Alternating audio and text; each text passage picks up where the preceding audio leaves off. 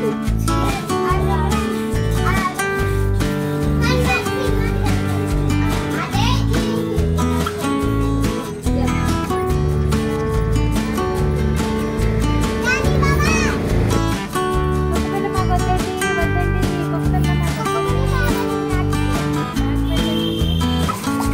ఏంటిది?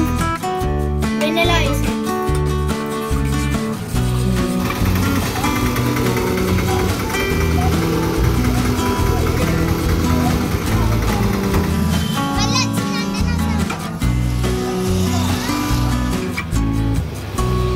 బాయ్.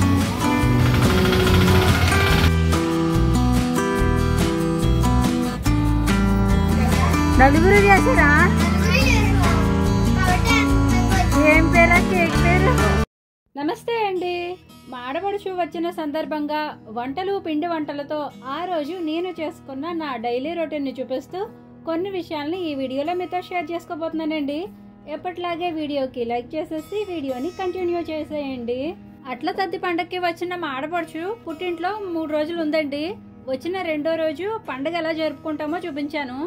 3వ రోజు వాళ్ళు ఉన్నప్పుడు ఇంట్లో ఎంత సందడిగా ఉంటుందో చూపించాను. ఈ వీడియోలో వాళ్ళ ఇంటికి వెళ్లే ముందు తన కోసం ఏమేమి పిండి వంటలు చేస్తామో చూపిస్తున్నాను.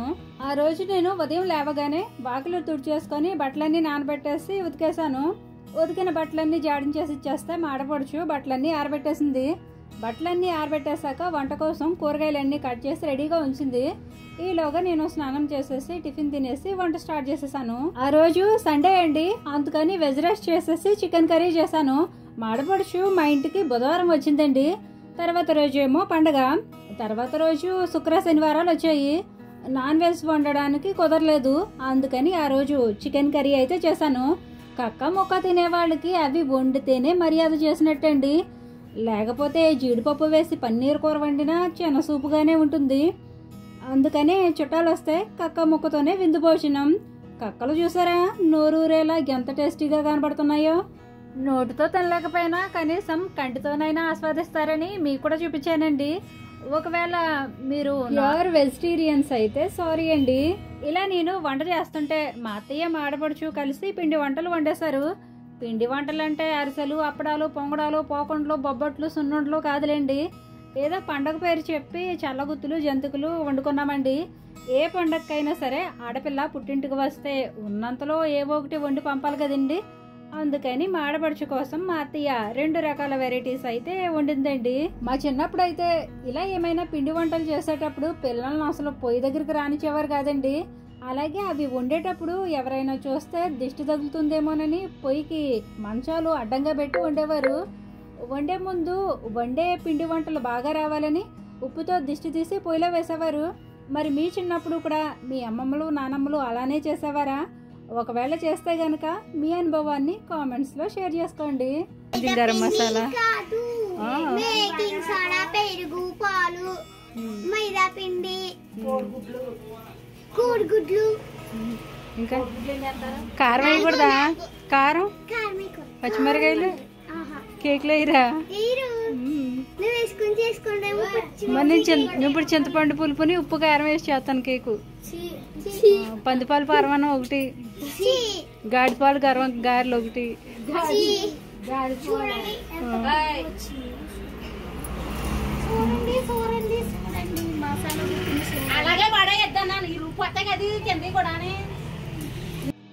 ఆ రోజు అంతా కేక్ చేసుకుంటామని పిల్లలంతా కలిసి ఒకటే గోలండి. సరే ఎలా చేస్తారో చూస్తానని సరే అన్నాను. పిల్లలు 4 కలిసి కేక్ అయితే సూపర్గా చేశారండి. అది కూడా మీకు వీడియో లాస్ట్లో చూపిస్తాను చూడండి. ఇక ఆ రోజు మధ్యాహ్నం 1 గంట అయిపోయిందండి. అందుకని మధ్యలో పిండి వంటలు ఆపేసి అందరం కలిసి భోజనం చేసేసాము.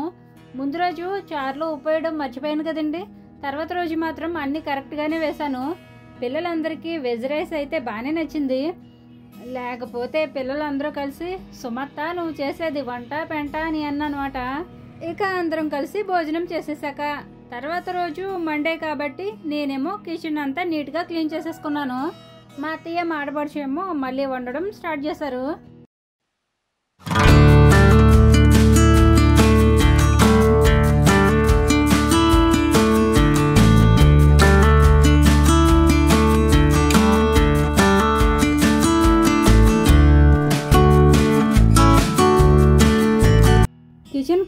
అయిపోయిన తర్వాత పిల్లలందరికీ జడలు వేసేసాను. పిల్లలు మాత్రం టోనీతో మామూలుగా ఆడడం లేదండి. దాన్ని పిసికి పిసికి చపాతీ పిండిలా పిసుకుతున్నారు. పిల్లలు దాన్ని ఎలా చేసినా అది కూడా పిల్లలతో బాగానే ఆడుకుంటుందండి. మా మేనకోడల్లో మూడో పాప మాత్రం అస్సలు వదిలేదు కాదు. పెద్ద పాపకి మాత్రం కుక్కలంటే భయం అండి, అది దూరంగానే ఉండేది. మిగిలిన ఇద్దరు మాత్రం టోనీతో చక్కగా ఆడుకునేవారు.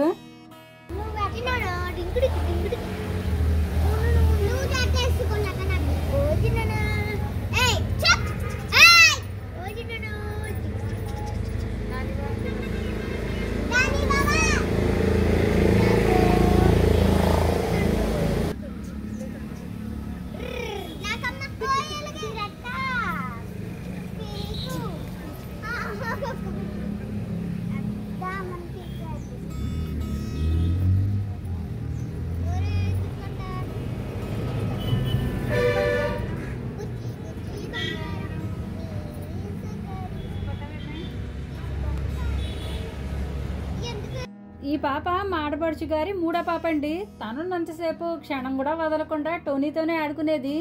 ఈ పాప పెద్ద పాప అండి, దీనికి మాత్రం కుక్కలంటే భయం.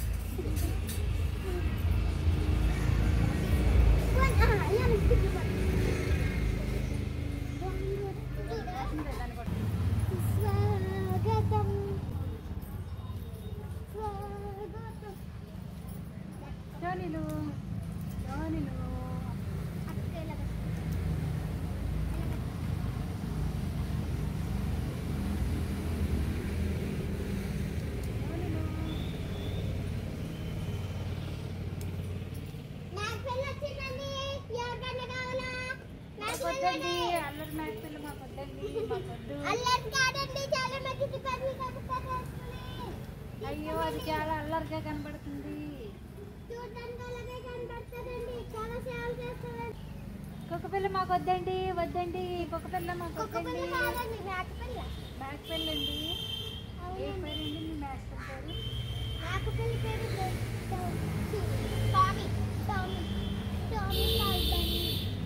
ఆ తర్వాత పిల్లలు కేక్ చేయడం స్టార్ట్ చేశారండి. స్పాంజ్ కేక్ చేస్తున్నారేటండి, అందుకని కేక్ చేయడానికి కావలసినవన్నీ రెడీగా పెట్టుకున్నారు. సిరి ఆల్రెడీ ఒకసారి చేసిందండి, బాగానే వచ్చింది. అందుకని ఇప్పుడు వదిన గారులు వచ్చిన స్పెషల్గా మళ్ళీ చేస్తుంది. సిరికి కేక్ అంటే చాలా ఇష్టం అండి, తన కోసమే కేక్ చేసుకునేవన్నీ తీసుకున్నాను.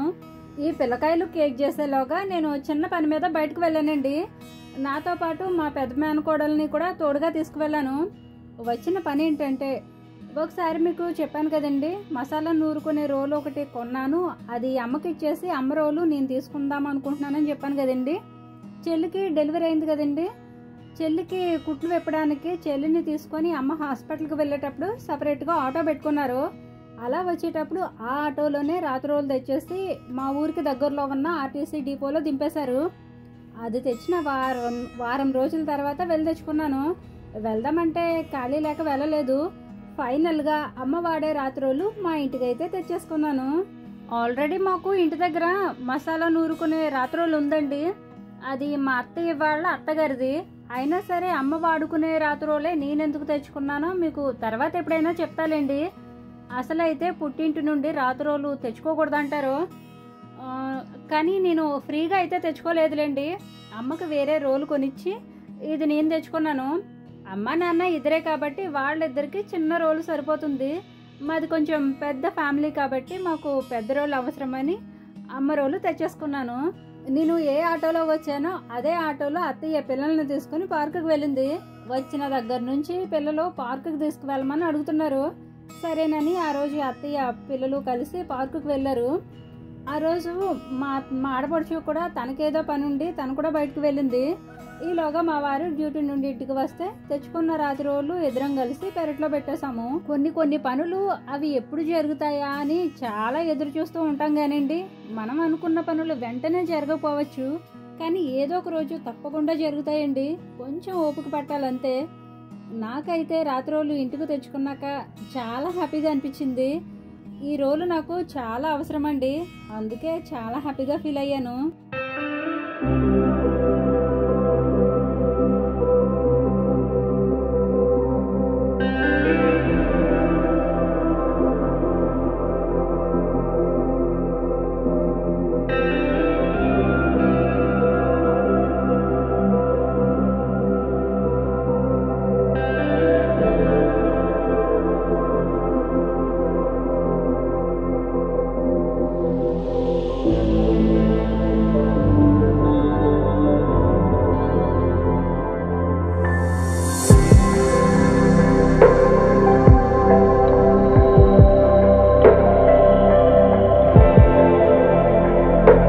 ఇప్పుడు నా దగ్గర ఆల్మోస్ట్ అన్ని రకాల రాత్రోళ్ళు ఉన్నాయండి.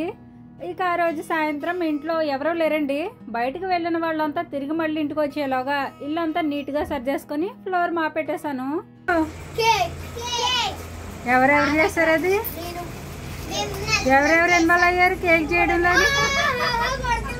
తినడంలోనా చేయడంలోనా? బాధలేగా లేదు, నలుగురు చేశారా? ఏం పేరా కేక్ పేరు? Heart symbol cake. Heart symbol cake, friendly కేకా? చూద్దాం ఏది ఎలా వచ్చిందో. ఆన్లైన్ బిజినెస్ సక్సెస్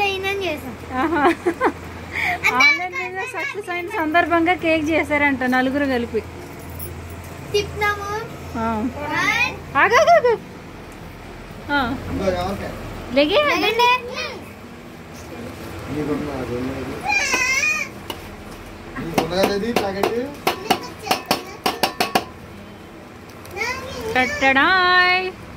సూపర్ వచ్చింది కేక్. స్పాంజీ కేక్ కట్ చేయండి కేకు. చూసారు కదండి, పిల్లలు కేక్ అయితే బాగానే చేసేసారు. తర్వాత దాన్ని రకరకాలుగా డెకరేట్ కూడా చేసేసారండి. తర్వాత రోజు మాడపడుచు వాళ్ళ ఇంటికి వెళ్ళే రోజండి. వండినవన్నీ ఫస్ట్ మాడపడుచుకి ఒక క్యాన్లో తీసేసి మిగిలినవి ఇంట్లో పిల్లలు తినడానికి ఒక డబ్బాలోకి అత్తయ్య సర్దేసింది. సంవత్సరంలో 3 సార్లు మాడపడుచుకి చీర కొని పెడతానండి. సంక్రాంతికి, రాఖీ పండగకి, అట్ల తద్దికి కొంటాను. ఈసారి అట్ల తద్దికి మాత్రం చీర కొనలేదండి, ఎందుకంటే షాపింగ్ చేసే అంత టైం లేక కొనలేదు. సంక్రాంతికి మంచి చీర ఏమైనా కొందాంలే అని కొనలేదండి. ఆ రోజు అయితే ఫుల్ వర్షం అండి. ఉదయాన్నే పిల్లలు స్కూల్కి వెళ్ళిపోయాలా, స్కూల్ టైంకి వెళ్ళిపోవాలి అనుకున్నారు, కానీ వర్షం వల్ల వెళ్ళలేకపోయారు. ఇక నాకైతే దివాళీకి నా మంచిని కోరుకుంటూ నాకు ఉపయోగపడేలా మంచి గిఫ్ట్ ఒకటి పంపించారండి. ఆ గిఫ్ట్ ఏంటో చూసేయండి.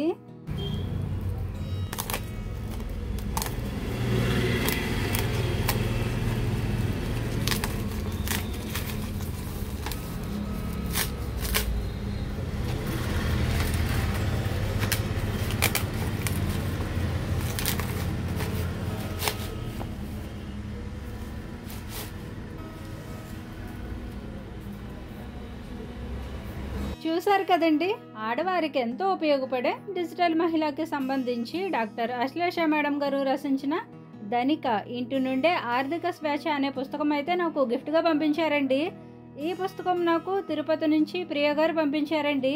ప్రియా గారికి ఈ వీడియో ద్వారా హార్ట్ఫుల్గా థ్యాంక్స్ చెప్తూ ఇవాల్టి వీడియో ఇంతేనండి. ఈ పుస్తకం గురించి మీలో చాలా మందికి తెలిసే ఉంటుంది. తెలియకపోతే పుస్తకం చదివిన తర్వాత ఆ పుస్తకం ద్వారా నేనేం నేర్చుకున్నానో, నేనేం తెలుసుకున్నానో తప్పకుండా మీతో షేర్ చేసుకుంటాను. ఓకేనండి, అట్ల తద్ది పండగకి వచ్చిన మాడపడుచు సరదాగా 3 రోజులు పుట్టింట్లో గడిపి తిరిగి మళ్ళీ వాళ్ళ ఇంటికి వెళ్ళిపోయిందండి. వెళ్ళేటప్పుడు కూడా మా అత్తయ్య కూడా వెళ్ళిందండి. మాడపడుచు ఉన్న 3 రోజులు ఎలా గడిచాయో అన్నీ మీతో షేర్ చేసుకున్నాను. మరి వీడియో లాస్ట్ వరకు చూసిన తర్వాత ఈ వీడియోపై మీ అభిప్రాయం ఏమిటో కామెంట్ చేసి, మీకు ఈ వీడియో నచ్చితే తప్పకుండా లైక్ చేయండి. మరో మంచి వీడియోతో మళ్ళీ వస్తాను. ఉంటానండి. నమస్తే.